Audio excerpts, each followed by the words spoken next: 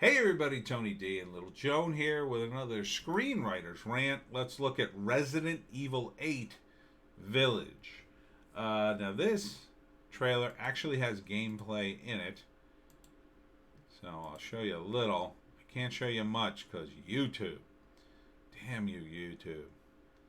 So you can see, graphics look pretty good.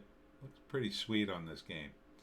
So, I don't know, something happens where the main character gets knocked out and he ends up in some kind of village with a castle, kind of old-timey village.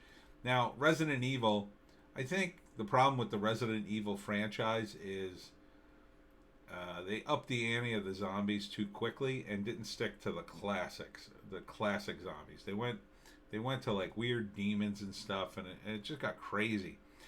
I think this looks much more subtle. It's got more depth to it. You got all these old buildings and creepy houses, and you're walking through, and it's not super big. Like, yeah, see, you're all by yourself going into these creepy rooms. You're meeting zombies, kind of one on one. You can make them pretty powerful. Uh, the main character's having visions of what I assume is probably his dead wife, telling stories, and oh, give me something here. And you're walking through creepy woods while she's telling a creepy story. Then you got zombies coming out of the building, which I assume you have to fight or run away from. With these games, typically you have to run away because the monsters are overpowering, as opposed to sort of like a run and gunner, like, Doom, where you'd be shooting stuff left and right. And you could see the clever thing they did with the word village.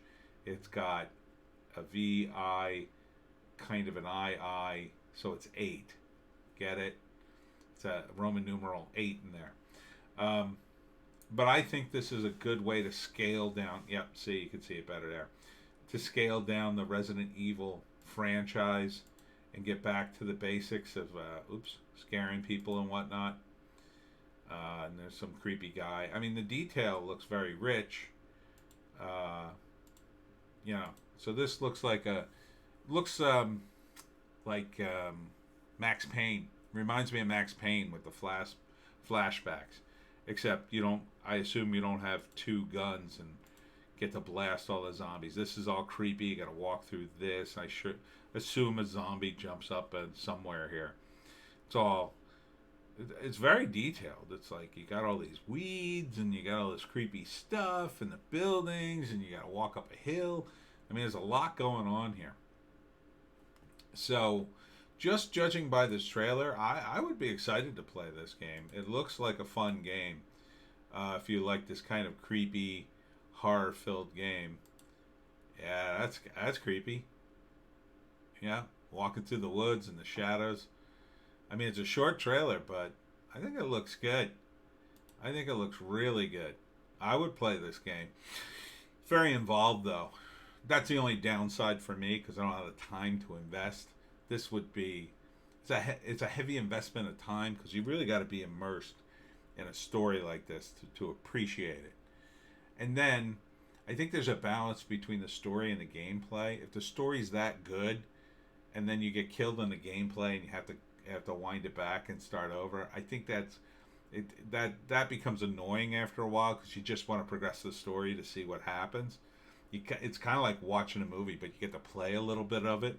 And at some level, I almost don't want to play too much, because I want to see the end of the story at a certain point. But then, the flip side of that is, you bought a game, you paid 50, 60, 70 bucks for it. You want it to last. You don't want to be done in 2 hours and say, oh, that's it, the game's over. Like, you want to play the game.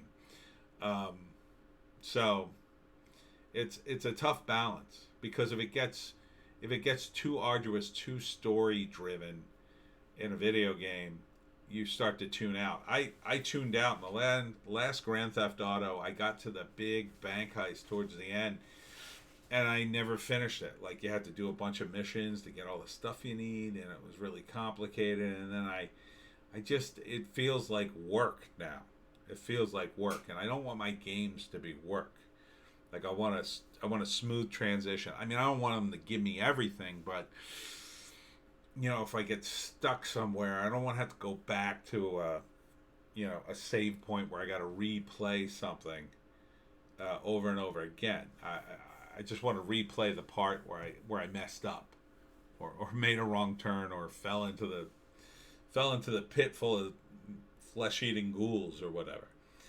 But Resident 8 Evil, yeah, looks pretty sweet. I'll give it an upvote.